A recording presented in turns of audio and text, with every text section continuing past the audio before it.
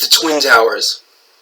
Now, as I said, this video is about symbolism and how a lot of these symbols are shown right to you, and you don't even realize that you're seeing them, but you're getting bombarded by symbolism at every single. I mean, at all times on the news, on the television, on your smartphone. You don't even realize what's getting programmed into your head.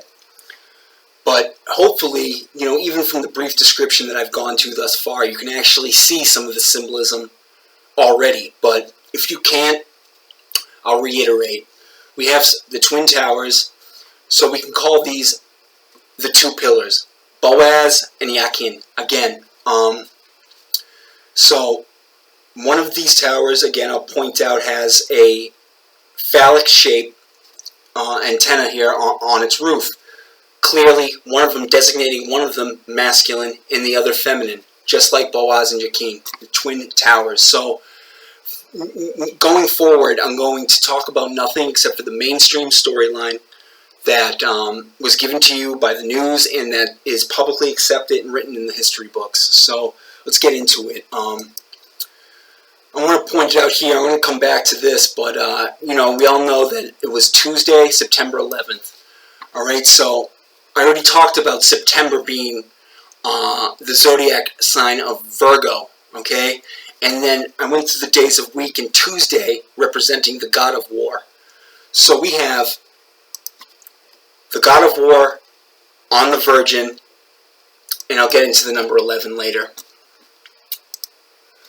Remember this? It was awful. All the people jumping out of the towers. But I want to remind you, and I want to re-show you this image back to the Tower Tarot card. It's eerily similar. Now, I haven't gone through the site, but bear with me. But what I read does add up. So I want to talk. What's it called? In the 9/11 event, New York, September 11, 2001, there was much more than meets the eye. We need to look beyond the facades of what has been painted to us for so long. Outside the 9/11 conspiracy theory and truth movement, there is also a very eerie spiritual side, and this is where I warn you, this is going to get real weird. And if you get really easily nerved, I'll warn you right now, this is going to get real bizarre. And it's the truth. And you're going to know it's the truth because you're going to get goosebumps. So that's a fair warning. Alright, so we are not just talking about a physical war of terror here. We're talking about a war in unseen worlds. Once you start understanding occult workings and their intentions, the signs are everywhere. Let's look at the numbers. I talked about gematria and numerology. Again, systems of adding up numbers and correspondences of Hebrew letters to make other symbols, alright? So, Kabbalah 911 is a secret occult number. When you add up each digit, which is how numerology works, you get the number 11, because 9 plus 1 plus 1 is 11. Or some dark occultists see 911 as a way to represent the number 92. In this case, 9 is kept and 11 is converted back to 2 plus 1 and 1. 92 is said to be an extremely dark occult number, referring to black magic. Either way, you want to look at it, numerology break down the master number, 11, because 9 plus 2 is 11, alright? Now, let's see, bear with me, let's examine numbers from all the angles. 9/11, which those numbers are evident, mysteriously interwoven in 9/11 in 2001, the New York event. It's basic numerology. The number 9, very important number in numerology and in Satanism, I'll add, because 9 is the number of self.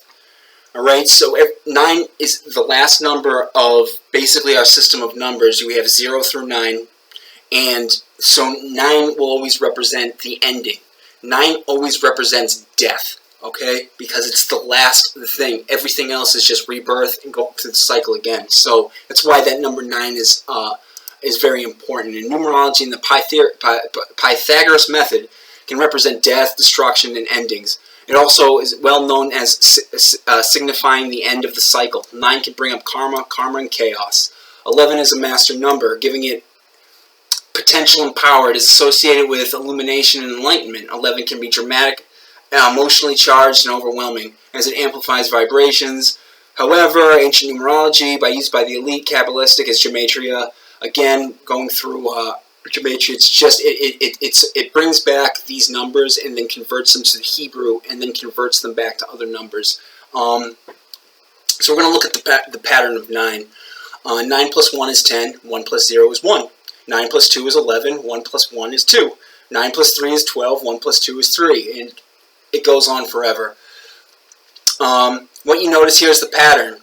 The sum of that equivalent to the same number.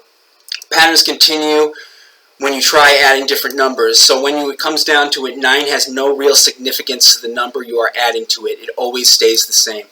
So Mark Passio, he's an occult writer and a researcher, old satanic priest who really came out and talks a lot about this stuff now, and is a big reason why we know about a lot of this stuff now is said to add 9 is to add illusion, ego, a base consciousness, and then when you add the beast, the base consciousness, you can never affect any change in value. You bring no value to the equation. You are adding 0. So the idea here is that nothing is added, only illusion. Alright? Now I'm going to dive deeper into that later maybe, but you get the gist. Alright? So I wanted to talk about right here is Building 7. Okay? So Building 7 is the very little talked about third building that just fell down, that wasn't hit by anything. It just fell down a couple blocks down the street for no apparent reason at all. They said it was damaged from the other fall. I don't know. But to point out that we have Building 7, okay? What I wanted to bring up about Building 7 specifically is this, okay? So let's go back into some of the numbers.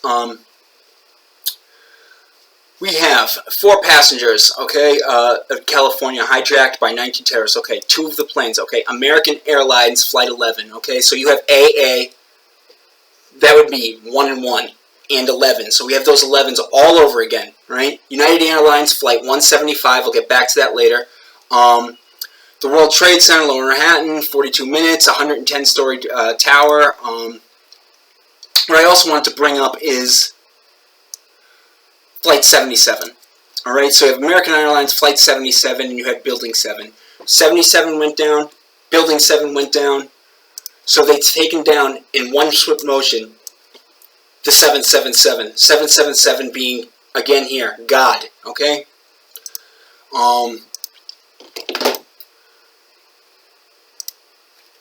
We're going to talk about Flight 93 again. I went back to 93. United Airlines Flight 93. I already talked about 93 in Thelema. Love and Will. The flight that fought back, taken down by love and will of the passengers on that plane. It was a great story, and it was emotional. They made that movie about it, but the thing that I'm trying to point out here is again 93, Love and Will. Okay, so we have the Flight 77 and Building 7 coming down. We have 93 coming down. So we have Love and Will coming down. We have God coming down. We have the Twin Towers coming down. And all on the Zodiac day of Virgo, on the day of God of War. Again, I'm going to reiterate the statement of the cremation of care. To destroy care. Alright?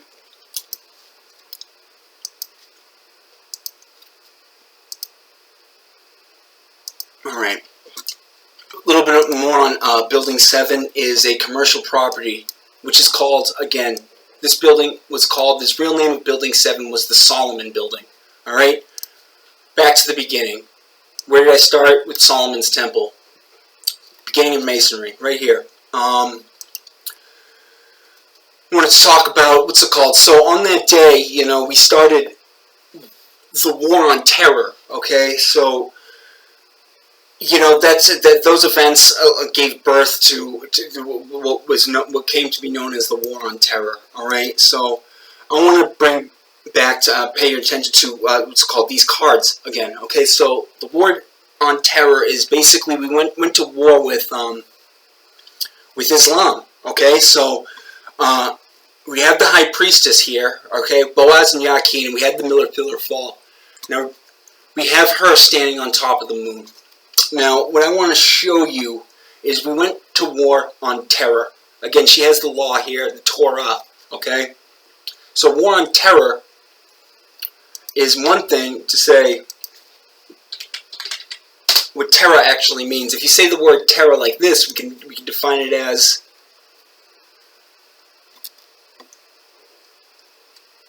where are we?